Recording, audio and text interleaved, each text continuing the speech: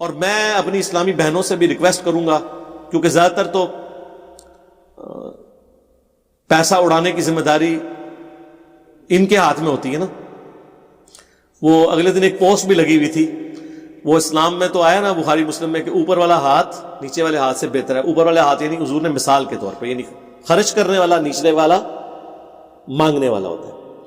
تو انہوں نے ایک پوسٹ بنائی ہوئی تھی، ایک ہاتھ تھا جو بالکل کالا سیاہ ہوا ہوا جس کے اوپر نشان پڑے ہوئے ہیں مزدوری کی وجہ سے، دوسری طرف ایک سفید سا ہاتھ تھا جس کے اوپر کچھ چوڑیاں، صرف ہاتھ دکھایا انہوں نے، اور انگوٹھیاں، لکھا ہوا تھا کمانے والا ہاتھ، خرچ کرنے والا ہاتھ. تو یہ جو خرچ کرنے والا ہاتھ ہے نا، یہ خرچ کرنے والے ہاتھ سے ہم ریکویسٹ کریں گے کہ آپ لوگ ہزاروں کے کپڑے اور جوتیاں خریدتی ہیں اور پھر بڑا فخر سے آ کے اپنے خامدوں کو بتاتی ہیں کہ سیل لگی سی، میں 2 لے آئی ہیں. وہ سیل اس طرح لگی ہوتی ہے، آپ کچھ دکانوں میں دیکھیں پورے سال سیل لگی ہوتی ہے. 1000 روپے کی چیز کو 2000 روپے کا لکھ کے 1200 روپے کی وہ سیل میں دے رہے ہوتے ہیں. قیمت خود پہلے ڈبل کی ہوئی ہوتی ہے، اس میں تھوڑا ڈسکاؤنٹ کر کے، جس طرح بعض اوقات ہماری حکومتیں پیٹرول 20 روپے چڑھا کے اس میں 5 روپے کم کر کے کہتی ہیں پیٹرول کم کر دیا. تو اس طریقے سے وہ قیمتیں ڈبل کر کے اس میں ڈسکاؤنٹ کر کے وہ سمجھتے ہیں ہم ڈسکاؤنٹ دے رہے ہیں، ڈسکاؤنٹ تو نہیں دے رہے ہوتے. اور عورتیں بھی اتنی بیوقوف ہوتی ہیں، 1 نہیں 2 لے آتی ہیں، اور ان میں اکثر ایسی چیزیں ہیں کہ جو استعمال کے قابل نہیں ہوتی. میں تو اپنی وائف کے ساتھ خود جاتا ہوں شاپنگ کے لیے، میں نہیں یہ مذاق رکھا، اور پورا میں کہتا ہوں بھئی یہ بتا، پہلے تو میں کہتا ہوں بناؤ لسٹ کیا لے کے آنا ہے، ٹھیک ہے، روٹ طے کریں گے، پھر یہ جسٹیفائی کرو یہ چیز کیوں چاہیے، پھر اگلی بات ہو. یہ نہیں کہ 2 لے آئی ہیں، کیوں لے آئی ہیں بھائی. تو کمانے والا ہاتھ. اور تو ان کو میں کہتا ہوں اگر آپ ہزاروں کی آپ نے وہاں سے خریداری کی، لٹ کے آ گئی ہیں، اور باہر رکشے والا آپ سے مانگ رہا ہے 100 روپیہ گھر جانے کا، اس سے آپ یہ لڑ رہی ہیں کہ میں نے تمہیں 80 دینے ہیں. خدا کے لیے بیٹھ کے اکیلے میں سوچو، یہ 20 روپے تم نے بچا کے کیا کیا ہے، اندر تو سینکڑوں روپے فالتو دے آئی ہو. میرا یہ ریکارڈ ہے، اگر مجھ سے کسی نے پبلک ٹرانسپورٹ میں، میرا سفر اسلام آباد میں بھی ٹیکسی کے اوپر زیادہ تر سفر، اب جب سے یہ وہ ایپ والا سلسلہ آیا تو وہ تو اب کیلکولیٹ ہو جاتا ہے، اس میں بھی 2 نمبری شروع ہو گئی ہیں. میں آپ کو بعد میں بتاتا ہوں، یہ یاد رکھنا ہے مجھے، میں اس میں 2 نمبری جو ہو رہی ہے وہ آپ کو بتا رہا ہوں. ٹیکسی والے نے آفس سے مانگا نا 150 روپیہ سپوز، اور کرایہ واقعی 150 ہے. میں نے کبھی اسے 140 بھی نہیں کہا، کیونکہ وہ اپنی طرف سے زیادہ ہی مانگ رہا ہوتا ہے، اسے پتا ہوتا ہے 20-25 تو گھٹانے ہی گھٹانے، جو عام ٹیکسی.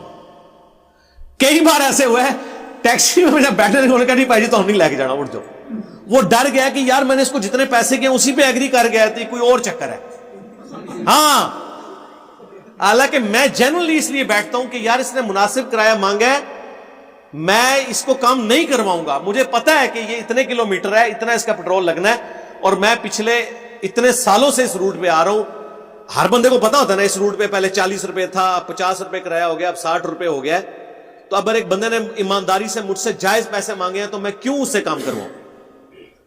تو کئی بار تو انہوں نے مجھے اتار دیا ہے. پھر میں نے کہا یار بھائی میں نے کام اس لیے نہیں کروایا کہ میں اتنا ہی دے کے جاتا ہوں، تم نے مانگے ہی مناسب ہے.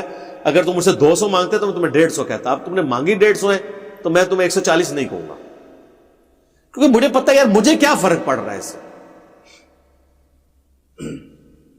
یہ تھوڑے سے پیسے بچا کے میں نے کیا کرنا ہے. ایک غریب بندے کی حوصلہ افزائی ہونی چاہیے نا. ہم تو پوری کوشش کرتے ہیں کہ ایک رزق کا سلسلہ لوگوں کا چلا ہوا ہے تو وہ اس میں آپ ان پٹ رکھیں.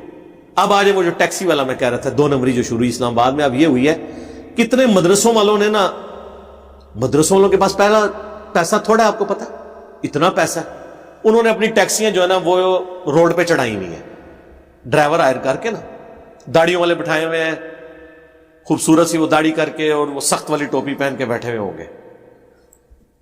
پنڈی اسلام آباد میں زیادہ تر مدرسے وہ سخت ٹوپیوں والوں کے ہیں، یعنی دیوبندیوں کے. جب آپ اترنے لگیں گے نا تو آپ کا وہ موبائل پہ بل آئے گا 437 روپے، ٹھیک ہے جی. تو ٹھیک ہے آپ وہ 400 بھی دے سکتے ہیں، 500 بھی دے سکتے ہیں، وہ اگلی وقت کے لیے جمع ہو جاتے ہیں وہاں پہ. وہ آپ کو نا پھر وہ کہے گا جناب یہ ٹیکسی جو ہے نا یہ فی سبیل اللہ چل رہی ہے، یہ فلاں مدرسے کی ہے، تو اس ٹیکسی کی انکم سے ہم فلاں مدرسے کو رن کرتے ہیں. ہو سکتا ہے کرتے بھی ہوں، حوصلہ نہ بھی کرتے ہوں. اور رن کرنے میں بھی جو کچھ ہو رہا ہوتا ہے وہ مدرسہ بھی رن ہو رہا ہوتا ہے, اور ان کی رنیں جو ہے نا یعنی ان کی بیویاں, ان کی خواہشات بھی پوری ہو رہی ہوتی ہیں اس کے ذریعے. زیادہ شاپنگ تو وہ کرتی ہیں ان پیسوں کے. رن دو ہی ہوتے ہیں, پنجابی والا بھی تھے انگریزی والا بھی. تو وہ پھر اب جس بندے نے 500 کا نوٹ دیا ہے نا, اب وہ جو 37 روپے کے اوپر بنے ہیں نا 63 روپے, وہ پھر کہتا ہے چلو جی مدرسے میری طرف پا لیں.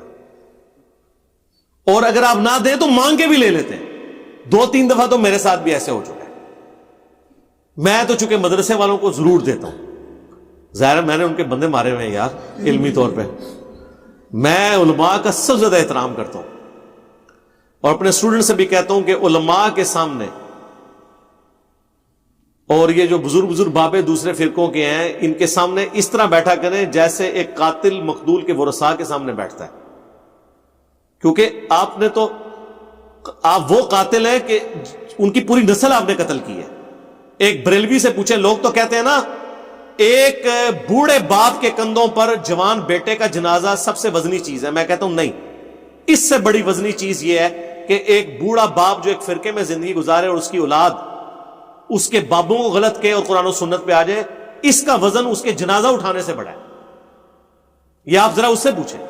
ظاہر ہے جی وہ بابا جب یہ سمجھ رہا ہے کہ میرے علاوہ سارے فرقے جہنمی ہیں,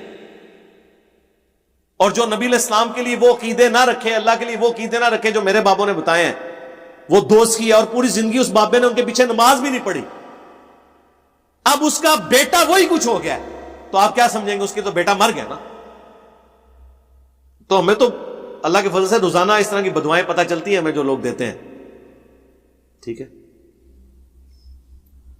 تو اب آپ نے چونکہ ان کے بندے مارے ہوئے ہیں علمی طور پہ, حالانکہ اس کے بعد آپ نے ان سے کوئی چندہ نہیں اٹھایا, لیکن پھر بھی معصوم بن کے رہے. کولڈ وار ان کے ساتھ.